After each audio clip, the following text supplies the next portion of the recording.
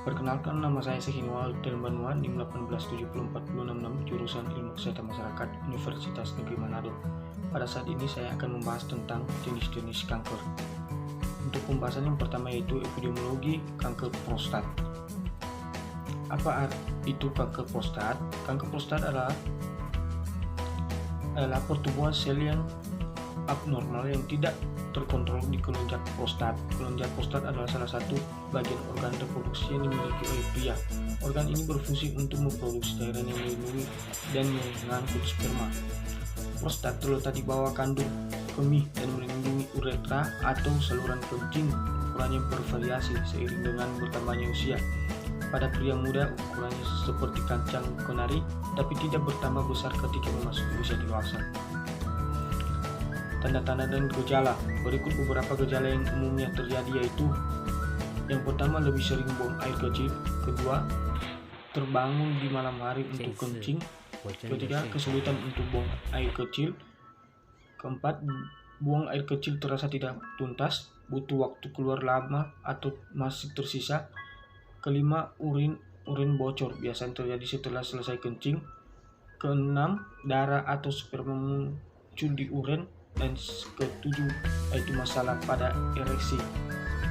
Penyebab dan faktor risiko.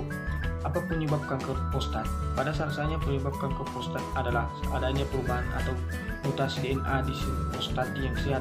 Akibat mutasi DNA tersebut, sel sehat ini menjadi abnormal dan menjadi tumbuh secara tidak terkendali. Sehingga saat ini belum ditemukan apa penyebab dari pasti perubahan DNA tersebut dan perkembangannya sel kanker pada prostat. Namun beberapa faktor risiko dapat meningkatkan risiko seseorang terkena penyakit. Apa saja faktor yang meningkatkan risiko terkena penyakit ini? Beberapa faktor risiko memicu munculnya penyakit ini yaitu: pertama, adanya anggota keluarga dengan riwayat kanker prostat.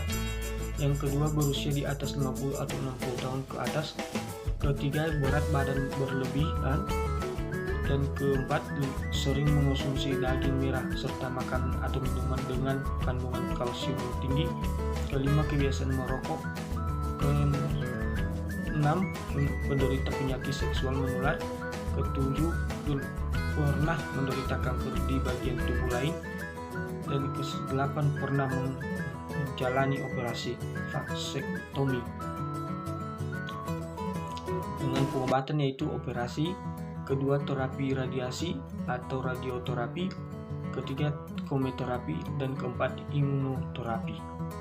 Yang kedua yaitu epidemiologi kanker nasofaring.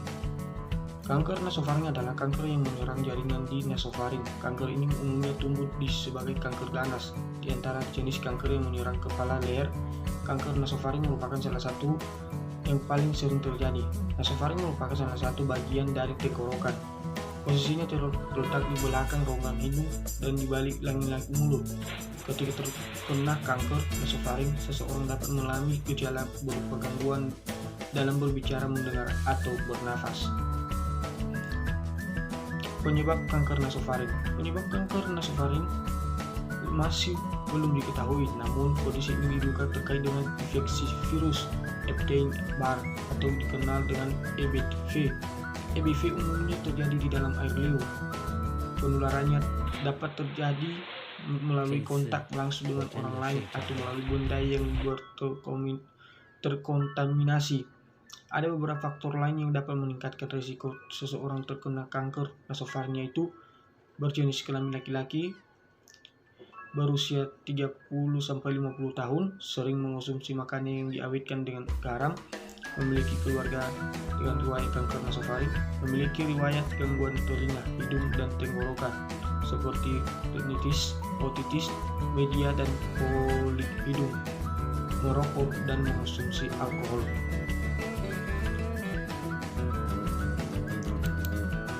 Gejala-gejala nasofaring yaitu: pada stadium awal, kanker nasofaring mungkin tidak menimbulkan gejala. Gejala seringkali mulai muncul ketika kanker telah menyebar lebih jauh. Gejala umum kanker nasofaring dapat berupa benjolan pada tenggorokan, mimisan, hidung terus-menerus tersumbat atau pilek, telinga terdengung, gangguan pendengaran, infeksi telinga yang berulang, sakit kepala, penglihatan kabur dan berbayang-bayang, kesulitan membuka mulut, mati rasa.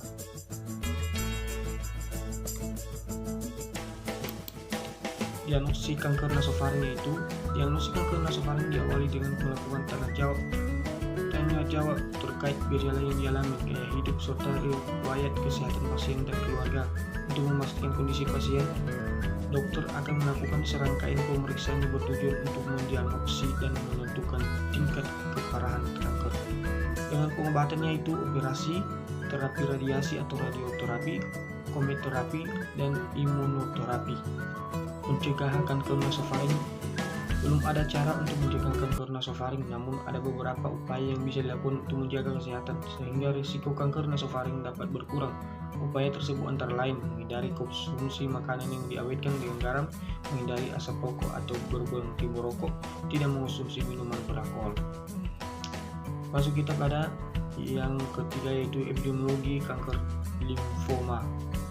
Kanker kelenjar getah bening atau di limfoma adalah kanker darah yang dapat meningkatkan pembekakan kelenjar getah bening atau limfodenopati.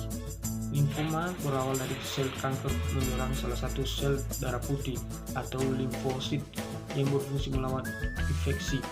Limfosit adalah sel darah putih yang berfungsi untuk membunuh bakteri dan virus.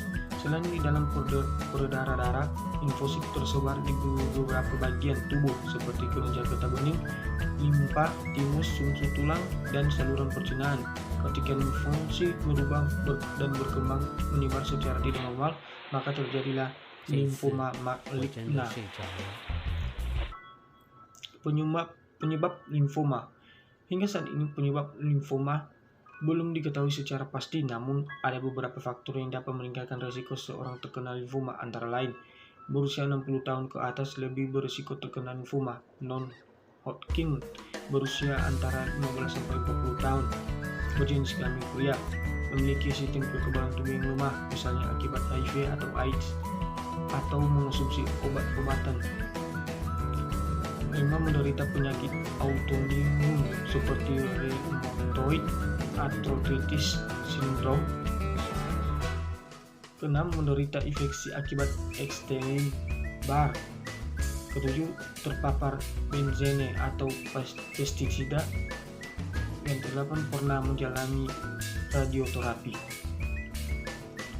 Gejala limfoma. Gejala limfoma adalah muncul benjolan beberapa bagian tubuh seperti leher, ketiak, atau selangkangan.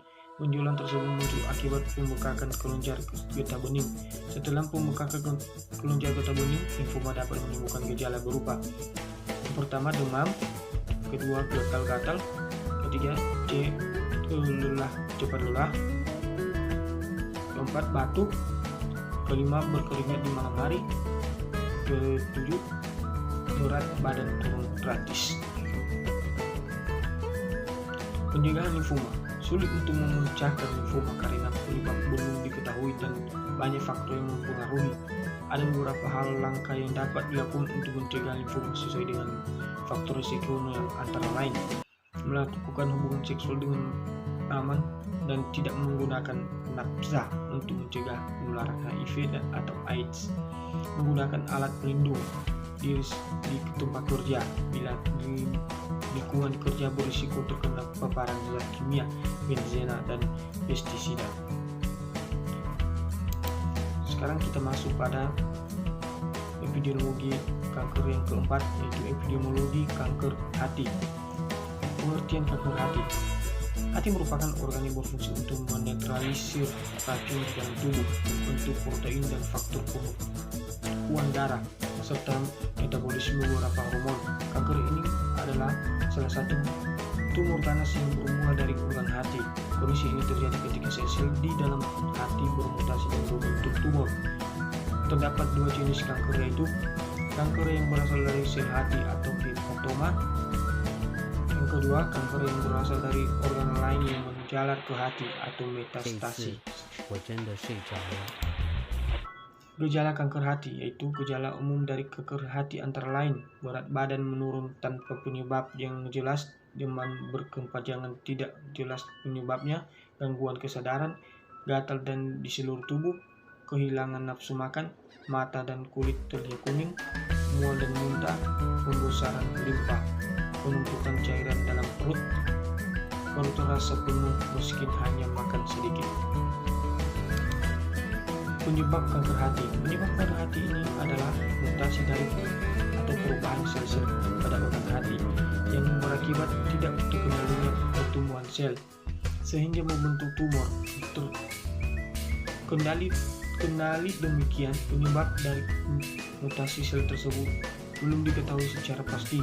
Faktor risikonya yaitu beberapa faktor risiko kanker hati antara lain infeksi kronis hepatitis B atau hepatitis C, kondisi tertentu seperti diabetes, lupus atau obesitas, konsumsi alkohol berlebihan, menjalani operasi pengangkatan kandung epidul, merokok, paparan aflosin, suatu racun dari jamur yang mengontaminasi pertumbuhan yang dijadikan makanan, paparan radiasi dari foto, röntgen atau CT scan, paparan zat kimia seperti arsenik, penyakit dari hati turunan seperti hemokrotosis dan penyakit Wilson hati.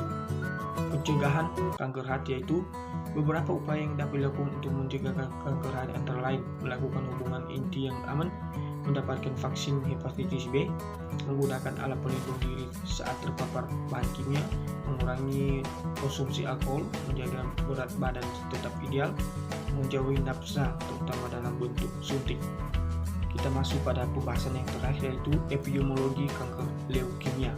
Leukemia merupakan salah satu jenis penyakit kanker darah yang dapat menyerang orang dewasa maupun anak-anak. Leukemia adalah penyakit kanker yang terjadi akibat sel di sumsum tulang tidak berkembang dengan normal. Pengertian leukemia adalah kondisi saat jumlah sel darah putih tubuh mengalami lonjakan sehingga melebihi jumlah yang normal. Membeludaknya jumlah sel darah putih ini membuat fungsinya terganggu dan mengacaukan fungsi organ-organ lain di tubuh. Gejala umum yang biasanya dirasakan penderita penyakit leukemia adalah demam dan menggigil, tubuh terasa lelah. Rasa lelah itu tidak bisa hilang meskipun penderitanya sudah beristirahat. Berat badan menurun drastis, anemia, timbul bintik merah di kulit, mimisan, tubuh mudah memar, berkeringat berlebihan terutama pada malam hari, mudah terkena infeksi, muncul berdola di leher atau ketiak akibat pembengkakan kelenjar getah bening, terasa tidak nyaman akibat organ hati dan limpa membengkak.